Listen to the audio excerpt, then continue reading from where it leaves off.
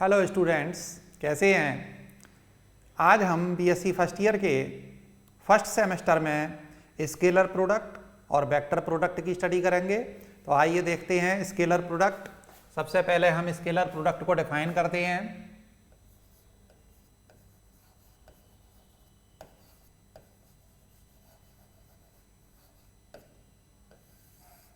Scalar product, तो scalar product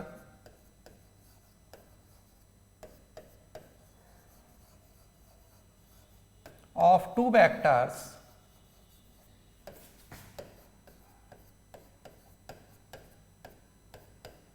A and B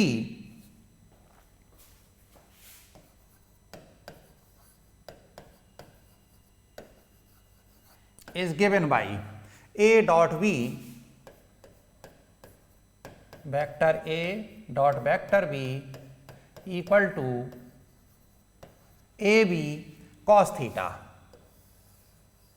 ये इसकी डेफिनेशन हो गई। Where A equal to mod of vector A and B equal to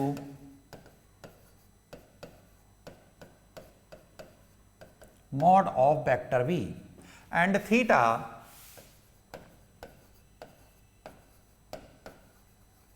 is the direction, is the angle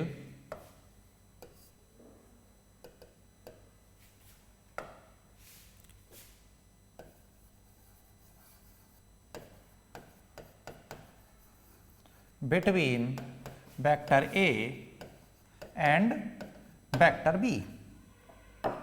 तो ये हमारी definition आती है स्केलर प्रोडक्ट की। अब हम इसकी कुछ प्रॉपर्टीज देखेंगे।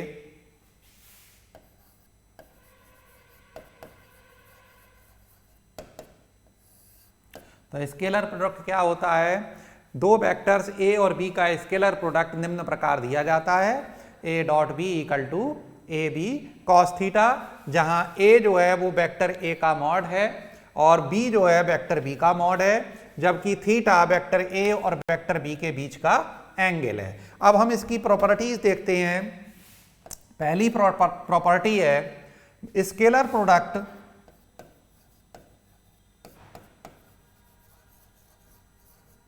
of two vectors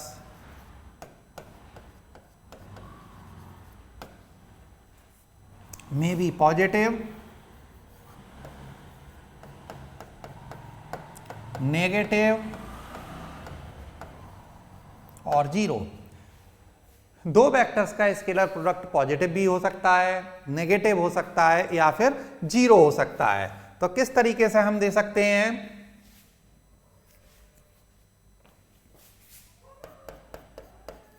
जब थीटा की वैल्यू 90 डिग्री और 0 डिग्री के बीच में होती है, देन कॉस थीटा की वैल्यू पॉजिटिव आती है। और जब ये पॉजिटिव आएगा कॉस थीटा, तब ए डॉट बी की वैल्यू कैसी आएगी, पॉजिटिव आएगी। यानी इस कंडीशन में ए डॉट बी पॉजिटिव होगा। दूसरी कंडीशन आती है थीटा की वैल्यू 90 डिग्री और 180 डिग्री के बीच होती है, then cos theta should be negative. और जब ये नेगेटिव होगा, Therefore, A dot B negative आएगी। A डॉट बी की वैल्यू यानी स्केलर प्रोडक्ट इसका नेगेटिव होगा। और थर्ड कंडीशन आती है जबकि A डॉट बी यानी जब थीटा इक्वल टू 90 डिग्री होगा,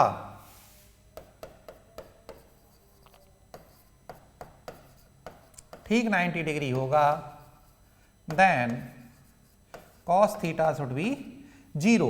और जब ये जीरो होगा, therefore A dot B equal to zero. यहां से एक प्रॉपर्टी निकल के आती है, so the condition for two vectors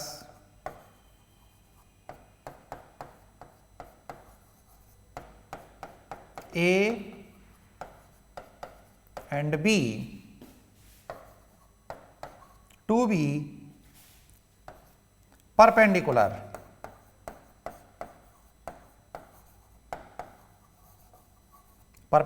होंगे when vector A dot vector v equal to 0। तो ये एक हमारी नई कंडीशन बन जाती है कि यदि वेक्टर a और वेक्टर b का डॉट प्रोडक्ट 0 है तो वो दोनों वेक्टर कैसे होंगे, परपेंडिकुलर होने चाहिए। सेकंड इसकी प्रॉपर्टी आती है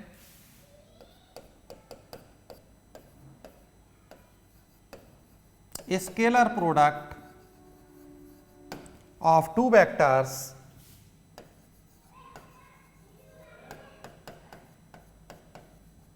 obeys commutative law।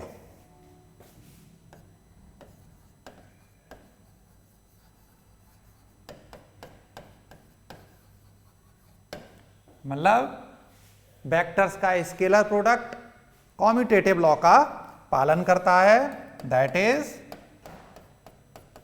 A dot B equal to B dot A होता है। थर्ड प्रॉपर्टी स्केलर प्रोडक्ट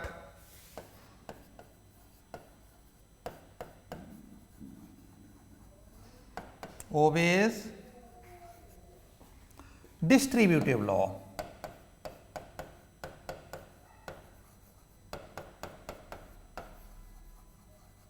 ये डिस्ट्रीब्यूटिव लॉ की प्रॉपर्टी को फॉलो करता है, that is A dot B plus C। तो डिस्ट्रीब्यूटिव लॉ हो जाएगा यहां पर A dot B plus A dot C। Next property आती है नंबर 4 फॉर यूनिट वेक्टर्स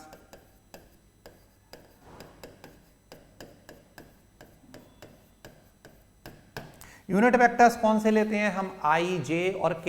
ये तीनों यूनिट वेक्टर्स होते हैं along x axis, y axis, z axis.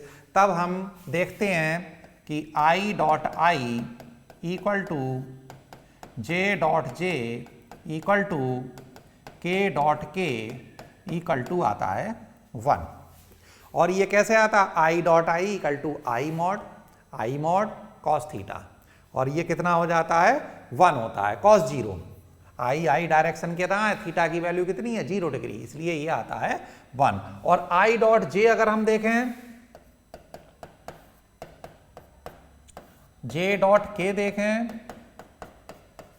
k dot i देखें, तो ये कितना आएगा हमारे पास, 0 आएगा, क्योंकि i और j के बीच का एंगल 90 डिग्री है। तो थीटा 90 डिग्री यानी cos 90 की वैल्यू 0 आती है। नेक्स्ट प्रॉपर्टी है a डॉट a, इसकी वैल्यू कितनी आती है, इसका मॉड और cos 0 डिग्री, दैट इज ये हो जाता है a स्क्वायर। सिक्स्थ प्रॉपर्टी आती है if vector a dot vector b equal to 0, then इससे कंक्लूजन निकलता है कि या तो वेक्टर a की वैल्यू 0 होगी और वेक्टर b की वैल्यू भी 0 हो सकती है। और हम क्या कंक्लूजन निकाल सकते हैं कि vector a is perpendicular to vector b। a dot b की वैल्यू 0 कब आएगी, या तो वेक्टर a 0 होगा या वेक्टर b 0 होगा, या फिर a और b वेक्टर परपेंडिकुलर होंगे। नेक्स्ट प्रॉपर्टी लेते हैं next property, A vector A equal to A X I unit, A Y J cap, A Z K cap. हम ए को इस तरीके से लिख सकते हैं वेक्टर ए को, और वेक्टर बी को लिखने का तरीका है, इसे कंपोनेंट फॉर्म में लिख रहे हैं, B X I B Y J B Z K. Then A dot B,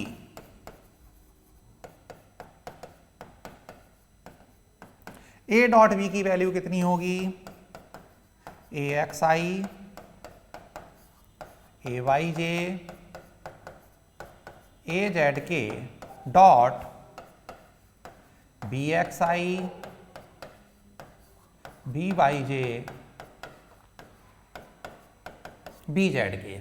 और आई डॉट आई की वैल्यू 1 होती है, तब हम यहाँ से डॉट प्रोडक्ट अगर निकालें तो ये वैल्यू आएगी ए x B x A Y B Y A Z B Z. तो हम ए डॉट बी को हम इस तरीके से भी लिख सकते हैं। तो ये हमारा होता है स्केलर प्रोडक्ट की प्रॉपर्टीज। अब इसका फिजिकल सिग्निफिकेंस क्या है?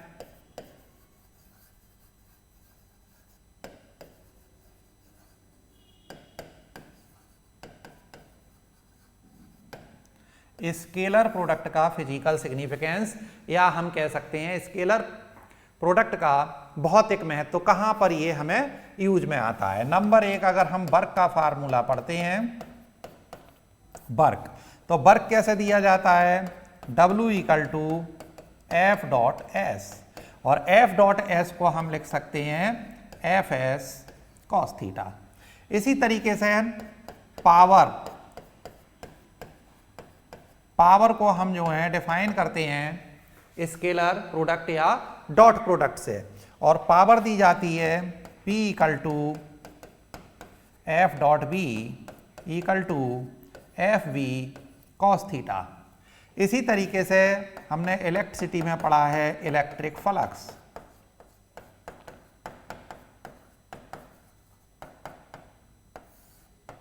इलेक्ट्रिक फ्लक्स होता है फाई से रिप्रेजेंट करते हैं, और ये होता है E dot S E S cos theta. तो इस तरीके से हमारा ये स्केलर प्रोडक्ट कंप्लीट होता है। अब हम देखते हैं वेक्टर प्रोडक्ट क्या होता है, फिर हम वेक्टर प्रोडक्ट की कुछ प्रॉपर्टीज देखेंगे, और उसके बाद हम वेक्टर प्रोडक्ट का फिजिकल सिग्निफिकेंस देखेंगे। आइए देखते हैं भाई, नेक्स्ट टॉपिक है हमारा वेक्टर प्रोडक्ट।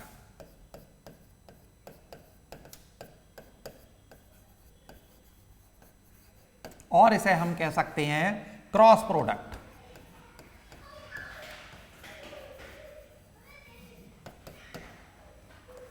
तो जैसे हमने अभी स्केलर प्रोडक्ट पढ़ा था, स्केलर प्रोडक्ट को हम क्या कहते हैं? Dot product. तो दो वेक्टर, अगर ए वेक्टर और बी वेक्टर हैं, उनका अगर हम डॉट प्रोडक्ट निकालें तो उसे हम स्केलर प्रोडक्ट कहते हैं।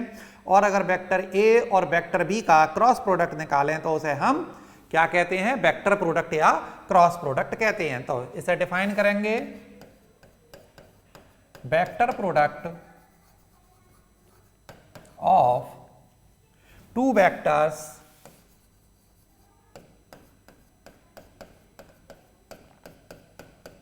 A and B is given as, किस तरीके से देते हैं? A cross B equal to होता है A B sine theta N cap, where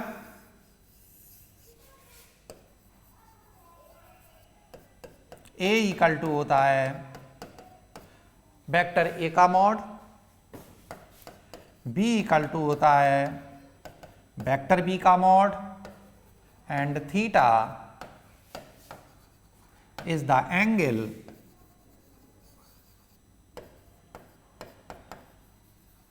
between vector A and vector B।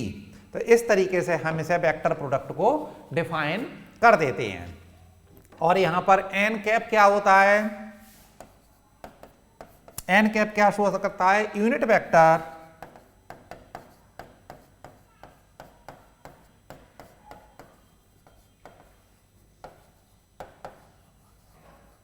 Perpendicular to plane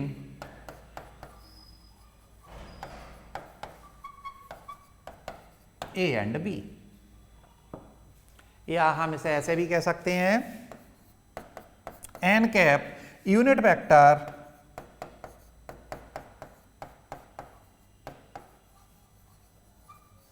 along A cross B, या A cross B ये पूरा प्लेन कहलाता है। तो हम इस तरीके से इसे डिफाइन कर सकते हैं। इसकी डायरेक्शन अगर हम देखें तो डायरेक्शन देखने के लिए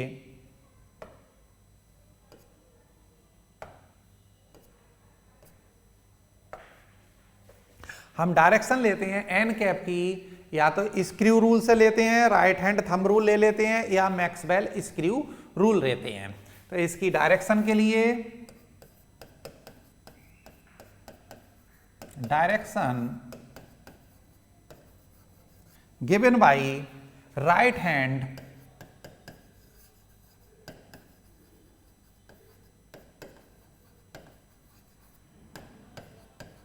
थंब रूल और bye Maxwell screw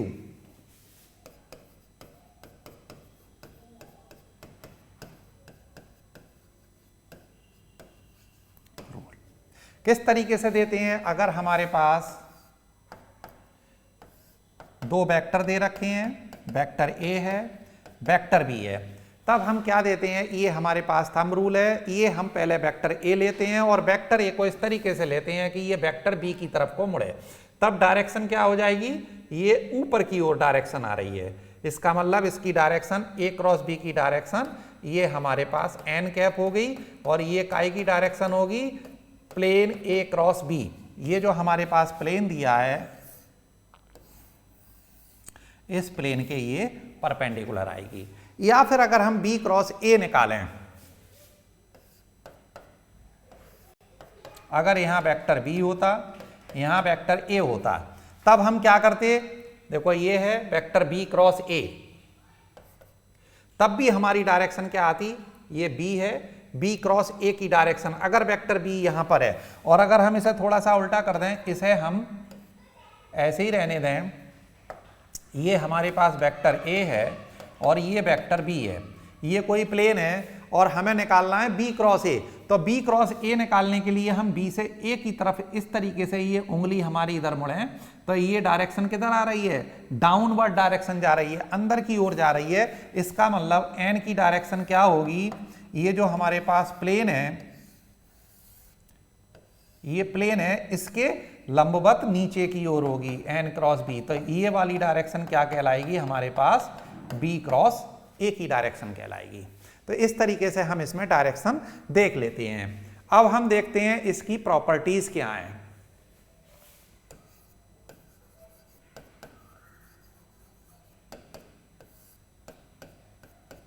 number 1, vector product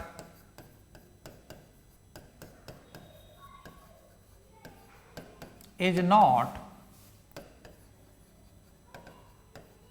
commutative. ये जो है कॉम्यूटेटिव लॉ का पालन नहीं करता है। कैसे नहीं करता है, that is A cross B equal to not B cross A, क्योंकि ए क्रॉस बी जो होता है वो काय के बराबर होता है, माइनस बी क्रॉस ए के बराबर होता है। डायरेक्शन उल्टी हो गई तो माइनस का साइन आ जाता है। सेकंड प्रॉपर्टी क्या आता है,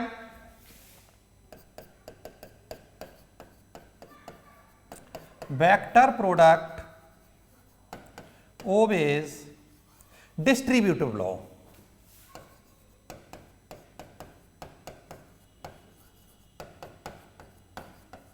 ये डिस्ट्रीब्यूटिव लॉ का पालन करता है, दैट इज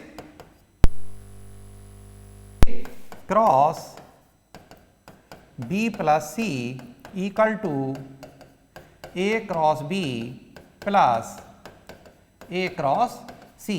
इसका मतलब है स्केलर प्रोडक्ट ये दोनों प्रॉपर्टीज को फॉलो करता था, लेकिन वेक्टर प्रोडक्ट दोनों प्रॉपर्टीज को फॉलो नहीं करता है, केवल डिस्ट्रीब्यूटिव लॉ को फॉलो करता है, कॉम्यूटेटिव लॉ को फॉलो नहीं करता है। नंबर 3, तीसरी प्रॉपर्टी लेते हैं हम। If vector A and B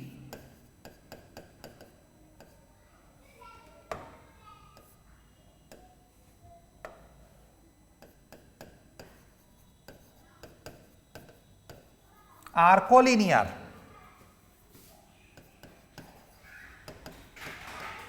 collinear का मतलब या फिर इसे कह सकते हैं पैरेलल वेक्टर हैं, और जब पैरेलल हैं तब then vector A cross vector B parallel हैं, ए बी साइन थीटा, और थीटा अगर हमारे पास 0 आएगा तो इसका मतलब ए क्रॉस बी 0 होगा। तो ये हमारे पास एक कंडीशन आ जाती है, जिस तरीके से ए डॉट बी अगर 0 होता है तो ए और बी कैसे होते हैं, एक दूसरे के परपेंडिकुलर या लंबवत होते हैं, जबकि ए क्रॉस बी अगर 0 होता है तब ये एक दूसरे के पैरेलल होते हैं या कोलिनियर होते हैं। नेक्स्ट प्रॉपर्टी लेते हैं, I cross I equal to J cross J equal to K cross K, और के के बीच में एंगल होता है थीटा इक्वल टू 0 डिग्री, इसलिए इसकी वैल्यू आएगी 0। उसके अलावा अगर हम एक सर्किल ले लें और यहां पर हमने आई ले लिया, यहां हमने जे ले लिया, यहां हमने के ले लिया, तो आई क्रॉस जे बराबर के, जे क्रॉस के बराबर आई, और के क्रॉस आई बराबर जे। ये इससे हम इसे याद रखते हैं, आई क्रॉस जे बराबर वेक्टर के। इसी तरीके से जे क्रॉस के इक्वल टू हो जाता है वेक्टर आई, और के क्रॉस आई इक्वल टू होता है वेक्टर जे। लेकिन अगर हम अपोजिट डायरेक्शन में जाएं, इस तरीके से हम चल रहे थे क्लॉकवाइज, अगर हम एंटी क्लॉकवाइज जाएं, जैसे के क्रॉस जे, तब ये माइनस का साइन आ जाएगा। जे क्रॉस आई, जे क्रॉस आई यानी माइनस के, अपोजिट डायरेक्शन में जा रहे हैं तो माइनस के, और इसी तरीके से आई क्रॉस के इक्वल टू माइनस जे। तो ये प्रॉपर्टी भी इसमें फॉलो होती है। अब हमने जैसे पिछले उसमें निकाला था इस स्केलर प्रोडक्ट में ए डॉट बी, यहां हम निकालते हैं ए क्रॉस बी। तो हमने देख लिया ये 5वां नंबर है। इफ वेक्टर ए को हम कैसे लिख सकते हैं, ए एक्स आई प्लस ए वाई जे प्लस ए जेड के। इसी तरीके से बी को हम लिख सकते हैं बी एक्स आई प्लस बी वाई जे प्लस बी जेड के। तब ए क्रॉस बी की वैल्यू क्या होगी, ए क्रॉस बी को हम डिटर्मिनेंट मेथड से सॉल्व करते हैं, I J K A X A Y A Z B X B Y B Z. तब ये ए क्रॉस बी की वैल्यू इस तरीके से हम डिटर्मिनेंट फॉर्म में देते हैं। अब हम इसकी फिजिकल सिग्निफिकेंस देखते हैं।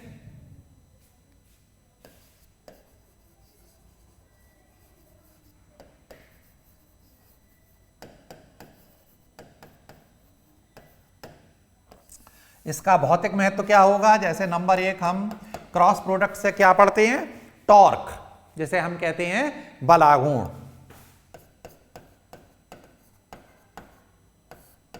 टॉर्क हम देते हैं टाउ से, और टाई इक्वल टू कितना होता है, टाउ इक्वल टू होता है आर क्रॉस एफ। इसी तरीके से नंबर 2 हम देते हैं एंगुलर मोमेंटम।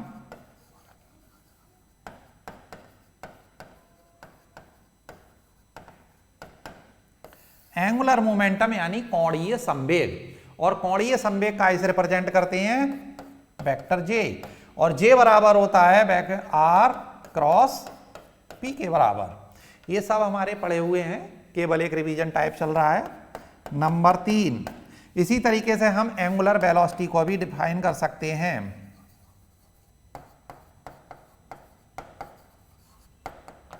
एंगुलर वेलोसिटी तो इसे b equal to linear velocity angular velocity cross r, b equal to omega cross r से हम इस तरीके से इसे शो कर सकते हैं। तो ये हमारे पास हो जाता है इस तरीके से वेक्टर प्रोडक्ट। और भी एक आध देख सकते हैं, जैसे हमने और कहां पर पढ़ा है, मैग्नेटिज्म में मैग्नेटिक फोर्स होता है, जैसे उसे भी हम डिफाइन करते हैं। चुंबकीय बल, मैग्नेटिक फोर्स किस तरीके से दिया जाता है, इसे हम लॉरेंज फोर्स भी कह देते हैं। F बराबर Q B क्रॉस B। इसी तरीके से area of parallelogram,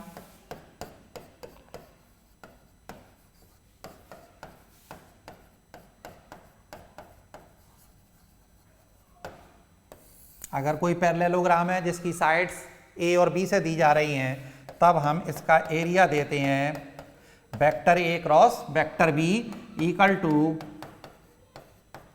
AB sine theta से। तो इस तरीके से हमारा ये वेक्टर प्रोडक्ट भी कंप्लीट हो जाता है।